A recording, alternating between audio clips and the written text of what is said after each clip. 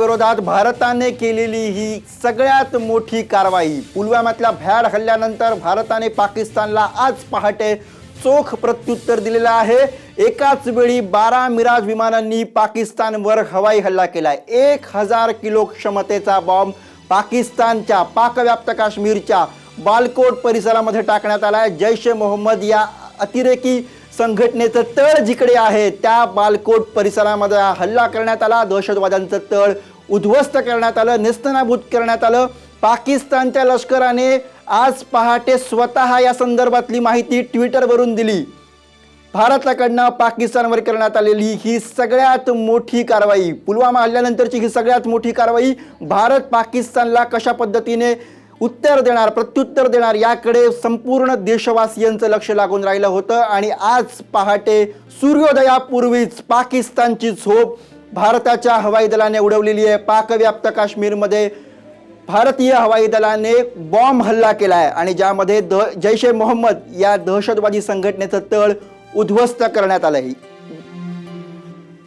देशातली ही सगळ्यात मोठी बातमी, पाकिस्तानला धडा शिकवा ही जनभावना आणि हवाई दलाने आज पहाटे केलेली ही कारवाई, ज्याने आपण अभिमानाने सांगू शकतोय की पाकिस्तानला आज धडा शिकवलाय। पण अर्थात हा पहिला धडा आहे पाकिस्तानला शिकवण्याचा, अजूनही आपला बदला बाकी आहे। पुलवामामध्ये 40 जवान शहीद झाले होते। पाकिस्तानने जैश ए मोहम्मद या पाकिस्तान पुरस्कृत दहशतवादी संघटनेने भ्याड हल्ला केला आणि त्यामध्ये आपले 40 जवान एकाच दिवसात या भ्याड हल्ल्यामध्ये शहीद झाले। संपूर्ण देशावर शोककळा पसरली होती, सगळीकडून संताप व्यक्त केला जात होता, चीड होती, पाकिस्तान विरोधात द्वेष होता, दहशतवादाविरोधात द्वेष होता, जैश ए मोहम्मद विरोधात राग होता।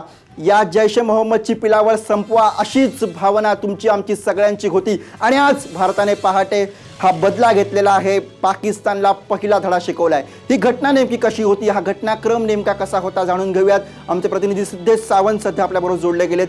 सिद्धेश, हा घटनाक्रम नेमका कसा होता, कसा हल्ला करण्यात आला, काय नुकसान पाकव्याप्त काश्मीरमध्ये झालंय?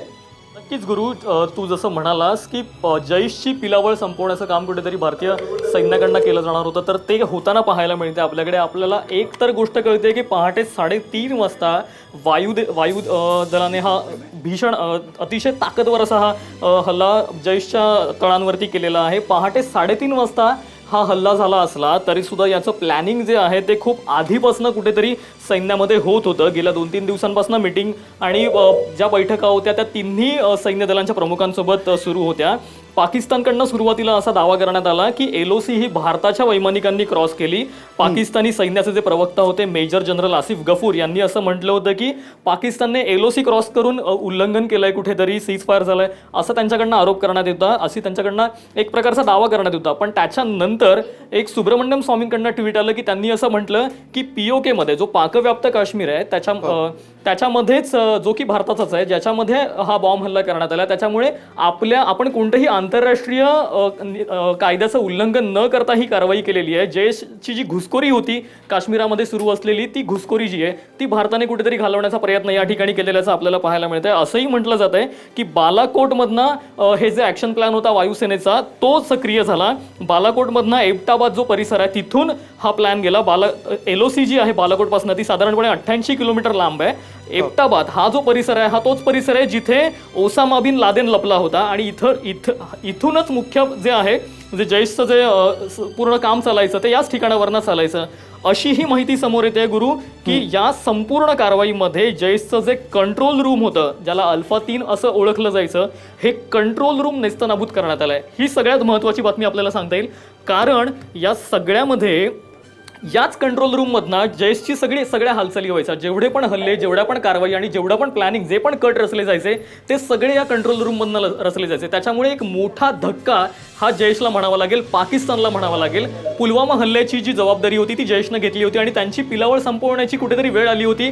ज्याप्रमाणे त्यांनी भ्याड हल्ला केला होता, पुलवामामध्ये 40 जवान जे शहीद झाले होते, त्याच्यानंतरची जी तणावाची परिस्थिती दोन्ही देशांमध्ये पाहायला मिळाली, त्याचं एक प्रकारचं कुठेतरी चित्र, त्याचाच प्रकार कुठेतरी धडा पाकिस्ताननं घेतला पाहिजे, यातनं तरी किमान त्यांनी शिकावं अशी आपण फार फार तर अपेक्षा करू शकतो. इतकंच नाही तर जे हा जो दहशतवादी हल्ला होता त्याच्यानंतरची जी परिस्थिती दोन्ही देशांमध्ये ताणली गेली होती, त्याच्यानंतर सातत्यानं तिन्ही दलांचे जे प्रमुख होते ते नियमितपणे संरक्षण मंत्र्यांच्या संपर्कात होते, त्यांच्या बैठका सुरू होत्या. या बैठकांमधनं खूप मोठ्या पद्धतीचं एक प्लॅनिंग, एक मास्टर प्लॅनिंग कुठेतरी करण्यात येत होतं. इतकंच नाही तर एक अतिशय मोठ्या प्रमाणामध्ये हजारो सैनिक जे होते ते काश्मीरामध्ये दाखल झाले होते. BSFची देखील तुकडी जी होती, बॉर्डर सिक्युरिटी फोर्स ज्यांना आपण म्हणतो, तर ती तुकडी देखील काश्मीरामध्ये दाखल केली होती. फार कमी वेळा BSFची तुकडी ही दाखल केली जाते किंवा तिला तैनात केलं जातं, पण ही तुकडी देखील तैनात करण्यात आली होती.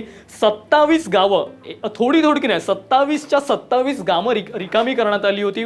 काश्मीरातल्या परिसरामधली फुटीरतावादी नेत्यांना ताब्यात घेण्यात येत होतं. काश्मीरमधले जे कोणी संशयित फुटीरतावादी नेते आहेत त्यांच्यावरचं जे त्यांच्याकडे असणारं जे संरक्षण होतं ते काढून घेण्यात आलं होतं, त्यांच्याकडच्या गाड्या काढून घेण्यात आल्या होत्या. त्याच्यामुळे ह्या कारवाई अगोदरचं जे प्लॅनिंग आहे त्याच्या हालचाली कुठेतरी आहेत. हे थोडंसं मागे गेल्यानंतर आपल्याला पाहायला मिळतं की हे काही एका रात्रीमध्ये झालेलं नाहीये. हा अचानक झालेला हल्ला जरी असला पाकिस्तानवरती किंवा POK वरती केलेला, जैशवरती असला, तरी सुद्धा याचं प्लॅनिंग, फुल प्रूफ प्लॅनिंग जे आहे ते सैन्याकडनं करण्यात आलं होतं. तरीही सीज फायर जे होतं ते थांबलं नव्हतं. परवेज मुशर्रफ यांनी इम्रान खानला म्हटलं होतं की पाकिस्तान हा भारताला युद्ध करण्याची क्षमता ठेवू शकत नाही आणि क्षमता त्याची नाहीच आहे, हे देखील सिद्ध झालं होतं. आपण देखील त्या संदर्भातल्या बातम्या दिल्या होत्या.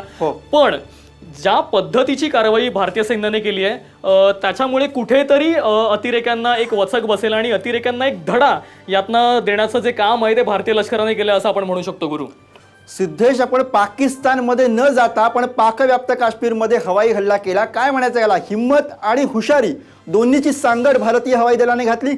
नक्कीच, जसं तू म्हणालास, हिम्मत आणि हुशारी हे भारतीय सैन्याचा पहिल्यापासूनच एक ब्रीद राहिलेला आहे आणि हेच ब्रीद आज आपल्याला पाहायला मिळालं. कारण जो बालकोटचा जो परिसर आहे, जो POK मध्ये येतो, हा खरं तर पाकव्याप्त काश्मीर आहे, जो भारताचा भाग आहे आणि जो एटाबादपासून म्हणजे LOC पासून जवळपास 80 किलोमीटर दूर आहे. या संपूर्ण भागांमध्ये अतिरेक्यांच्या शाळा भरायच्या, अतिरेकी तयार केले जायचे, त्यांना ट्रेन केलं जायचं, अशी जी माहिती होती ती सूत्रांकडनं दिली जात होती आणि फार आधीपासून ही सगळी माहिती लष्कराकडे होती.